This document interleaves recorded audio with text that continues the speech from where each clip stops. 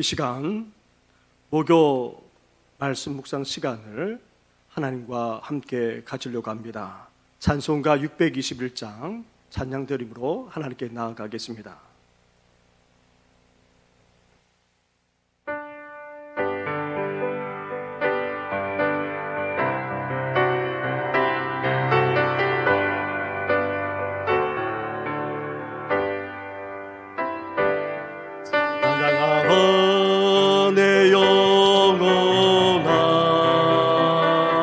찬양하라 내 영혼아,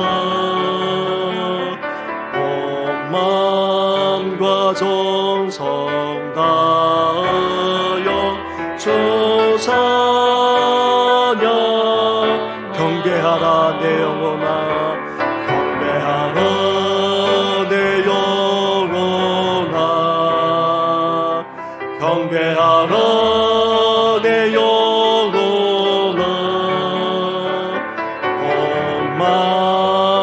정성 다하여 주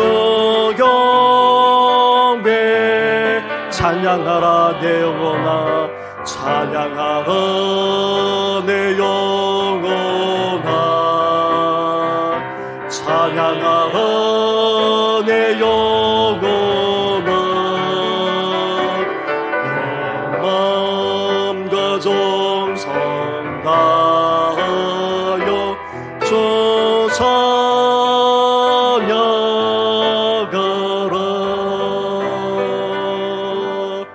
오늘도 살아계셔서 우리 가운데 역사하시는 전능하신 하나님 아버지, 이 시간 살아난 성도들과 함께 매일매일 말씀을 읽고 묵상하며 나아가고자 합니다.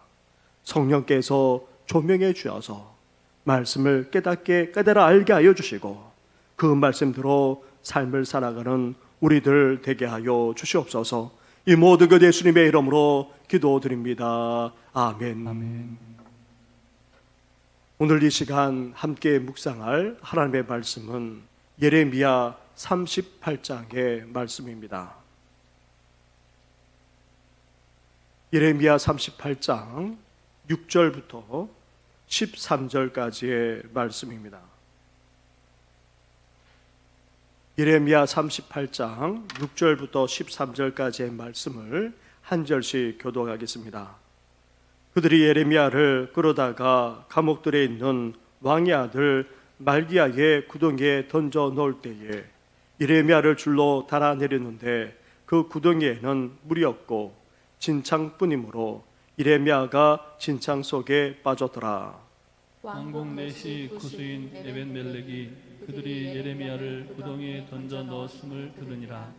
그때 왕이 베냐민 문에 앉았더니 에벤멜렉이 왕궁에서 나와 왕께 하려 이르되, 내 주 왕이여, 저 사람들이 선지자 예레미야에게 행한 모든 일은 악하니이다.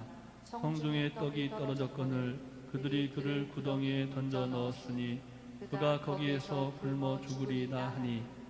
왕이 구소 사람 에벳멜렉에게 명령하여 이르되, 너는 여기서 30명을 데리고 가서 선지자 예레미야가 죽기 전에 그를 구덩이에서 끌어내라.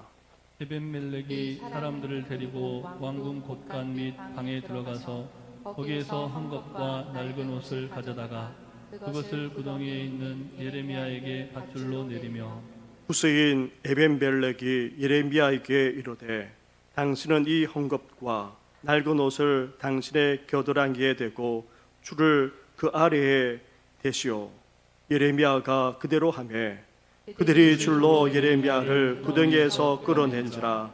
예레미야가 시윗들에 머무니라. 아멘. 온갖 사건과 사고만 아니라 전염병이 횡행하는 이 상 속에서 살아난 성도님들을 지켜주시고 은혜 내려주시고 평강 주시기를 주님의 이름으로 축원합니다. 아멘. 오늘 말씀은 성경 읽기표에 따라 37장부터 39장의 말씀입니다. 이 말씀의 배경을 먼저 살펴보면 시드기야 왕 때입니다. 유다의 마지막 왕이지요.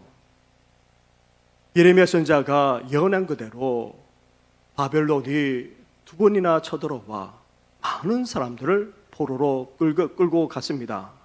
그리고 이 시드기야 왕을 친바벨론 정책을 펼치도록 꼭두가시 왕으로 세웠던 것입니다. 하지만 가족과 수많은 동족이 바벨론으로 끌려갔기에 당시 유다 백성은 바벨론에 대해서 좋은 감정이 있을 수가 없었습니다. 귀족들과 관료들과 권력자들은 친 바벨론이 아니라 친 애굽 정책을 펼치기를 요구했습니다. 바벨론부터서 해방되기를 바라해서 애국과 관계를 맺고 동맹까지 맺으려고 했던 것입니다. 아무리 시드기야 왕이 친바벨론 정책을 펼치려고 해도 관료들이 그리고 귀족들과 백성들까지 따르지 않아서 결국 그들에 의해서 친애굽 정책을 펼치게 됩니다. 그 결과 바벨론이 또다시 쳐들어오게 되고 그리고 예루살렘을 포위하는 일까지 일어났던 것입니다. 이렇게 예루살렘이 바벨론에 의해서 포위되었다는 그런 소식이 애굽에 전달되자 애굽은 군사 행동을 하게 됩니다. 애굽이 동맹국인 유다를 보호하기 위해서 군대를 일으켰다는 소식이 들려지자 예루살렘을 포위했던 바벨론이 잠시 물러가는 듯 했습니다. 그래서 친애굽 정책을 펼쳤던 사람들은 환호하게 됩니다. 하지만 애굽은 유다를 책임져 주지 않고 돌아가 버리게 되죠. 그 결과 예루살렘은 바벨론에 의해서 포로로 오랫동안 포위되는 그런 상황에 직면하게 됩니다. 이러한 때에 예레미야 선지자는 어떤 말씀을 전했습니까? 하나님께서 이 바벨론을 통해서 예루살렘만 아니라 온 유다를 심판할 것이다, 그렇게 말했습니다. 심지어 예레미야 선지자는 바벨론에게 항복할 것을 그렇게 외치기까지 했던 것입니다. 이렇게 애굽에서 벗어나기 위해서 반란을 일으켰고 또 군사까지 일으켰는데 예레미야 선지자가 이렇게 반란하도록, 이렇게 항복하도록 그렇게 요청하자 여기에 대해서 반발하는 정도만 아니라 비난하고 그리고 예레미야를 매국노라 하면서 감옥에 가두고 말았던 것입니다. 그런 내용이 바로 오늘 본문에 나오고 있습니다. 이런 상황 속에서도 하나님의 메시지, 국민들이 다 싫어하지만 그러나 이 바벨론에 의해서 이 나라가 망하게 될 것이고 망하지 않으려면 바벨론에 항복해야 된다고 그렇게 예레미야는 외쳤던 것입니다. 여기에 대해 예레미야 선지자가 어떤 결과가 생겨났습니까? 백성들로부터 그리고 힘 있는 자들로부터서 핍박을 받게 됩니다. 오해를 받게 되고 비난을 당하게 되고 심지어 갇히게 됩니다. 심지어 오늘 본문에서는 어떻게 말합니까? 38장 6절 말씀처럼 그는 깊은 구덩이에 이렇게 넣어지게 됩니다. 그런데 그 구덩이가 어떤 상태라고 말합니까? 그 구덩이에는 물이 없고 진창뿐이므로 예레미야가 진창 속에 빠졌더라, 그렇게 말합니다. 당시 예루살렘에는 먹을 것도 다 떨어져 굶어 죽을 지경이었습니다. 거기에다가 진창에 빠졌으니 예레미야가 어떻게 되겠습니까? 잘못하면 시드기야 왕이 말했던 것처럼 죽을 수도 있는 그런 상황에 놓이게 된 것입니다. 암담한 상황 속에서도 하나님께서 주시는 그 메시지, 백성들이 싫어하고 또 들으려고 하지 않는 그런 메시지를 외쳤다가 이렇게 예레미야 선지자가 말할 수 없는 그런 고난을 당하는 정도만 아니라 핍박받아 죽을 수도 있는 상황에 처하게 된 것입니다. 사랑하는 성도 여러분, 종말의 시대를 살아갈 때 믿는 우리는 어떠합니까? 경건하게 살고자 하는 핍박을 받을 수밖에 없습니다. 특히 이 코로나로 말미암아 온갖 오해만 아니라 비난을 교회에게 쏟고 있는 그런 상황입니다. 말할 수 없는 비방과 비난과 핍박이 쏟아지는 그런 상황 속에서도 우리 믿는 자들은 어떠합니까? 고난당한다 할지라도 하나님의 말씀을 전하고 그 말씀대로 행할 뿐만 아니라 그 말씀대로 살아갈 수 있어야 합니다. 핍박당한다 할지라도 어려움을 겪는다 할지라도 우리는 그 길을 가야 한다는 말입니다. 그런데 이렇게 그 암담한 상황 속에서도 백성들이 듣기 싫어하고 오히려 원하는 그런 메시지가 아닌 하나님의 살아있는 메시지, 그것도 멸망당할 뿐만 아니라 항복해야 된다는 그런 메시지를 예레미야 선지자가 전해야 했는데, 그리고 핍박당했는데도 불구하고 결과는 어떻게 됩니까? 하나님께서 이 예레미야 선지자를 구원해내고 계십니다. 그것도 누구를 통해서 하십니까? 7절에 보게 되면 왕궁 내시 구스인 에벳 멜렉이라 말합니다. 하나님의 백성들이 구원해내는 것이 아닙니다. 오히려 예레미야 선지자를 핍박했습니다.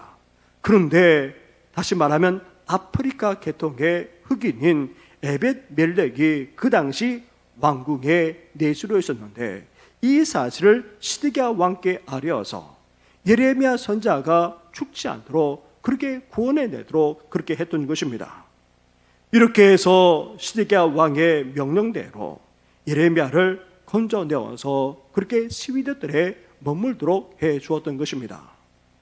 환난 속에서도 우리는 하나님의 말씀대로 살아가야 하고, 또 그 말씀대로 선포할 뿐만 아니라 그 말씀을 증거하며 나아가야 합니다. 핍박당한다 할지라도 그래야 합니다. 그 핍박으로 말미암아 말할 수 없는 지경에 놓인다 할지라도 우리는 그래야 됩니다. 그럴 때에 핍박당하는 상황 속에서도 하나님께서 어떻게 하십니까? 함께해 주실 뿐만 아니라 반드시 구원해 주십니다.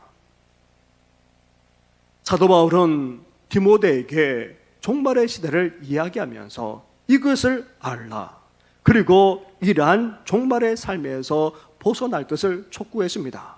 그러면서 배우고 확실한 일에 거하라 말씀했던 것입니다. 그런데 배우고 확실한 일에 거하라고 말하기 전에 사도 바울은 자신의 경험을 이야기합니다. 가는 곳마다 복음을 전하고 또 경건하게 삶을 살았기 때문에 고난을 당해야만 했습니다. 하지만 숱한 고난을 당했지만 하나님께서 그 속에 자신을 건져 주었다라는 그 사실을 말합니다. 하나님께서 이렇게 구원해 주시기에 우리는 배우고 확실한 일에 거해야 한다는 말씀입니다. 아무리 어렵고 힘든 시대를 살아간다 할지라도, 우리가 오해를 당하고 비난을 당하고 핍박을 당한다 할지라도 우리는 하나님의 말씀대로 순종하며 묵묵히 나아가야 합니다. 그것 때문에 어려움을 겪는다 할지라도 하나님은 결코 우리를 버려두지 않으시고 함께 하실 뿐만 아니라 어떤 명으로든지 우리를 구원해내십니다. 환경과 상황만 아니라 심지어 전혀 하나님의 백성이 아닌 그런 삶을 들어서까지 사용하셔서 구원해내시는 분이 바로 우리 하나님이십니다. 고난의 시대 속에서도 하나님께서 우리를 구원해내신다는 사실을 기억하셔서 이러한 구원의 은혜를 날마다 누리며 살아나가는 우리 성도들 되기를 주님의 이름으로 축원합니다. 기도드리겠습니다. 하나님 아버지, 암담하기 그쳤고 온갖 핍박이 횡행하는 종말의 시대를 살아가는 저희들, 아무리 어려움과 그리고 오해와 비난과 더 나아가 박해와 핍박을 당한다 할지라도 주님의 말씀대로 삶을 살아가며 그 뜻을 온전히 이루어드리는 우리 성도들 되게 하여 주시옵소서. 그러한 하나님의 백성들을 결코 버려두지 않으시고 그 고난 속에서 건져내실 뿐만 아니라 구원해 주실 것을 말씀하셨사오니, 이 암담한 상황 속에 삶을 살아가는 우리 모든 성도들을 건져주시고 삶의 어려움에서 건져주시고 질병에서 건져주시고 더 나아가 온갖 핍박 속에서도 살아난 성도들을 온전히 건져주시고 구원하여 주시옵소서. 이 모든 것 예수님의 이름으로 기도드립니다. 아멘. 하늘에 계신 우리 아버지, 아버지의 이름을 거룩하게 하시며 아버지의 나라가 오게 하시며 아버지의 뜻이 하늘에서와 같이 땅에서도 이루어지게 하소서. 오늘 우리에게 일용할 양식을 주시고 우리가 우리에게 잘못한 사람을 용서하여 준 것 같이 우리 죄를 용서하여 주시고 우리를 시험에 빠지지 않게 하시고 악에서 구하소서. 나라와 권능과 영광이 영원히 아버지의 것입니다. 아멘.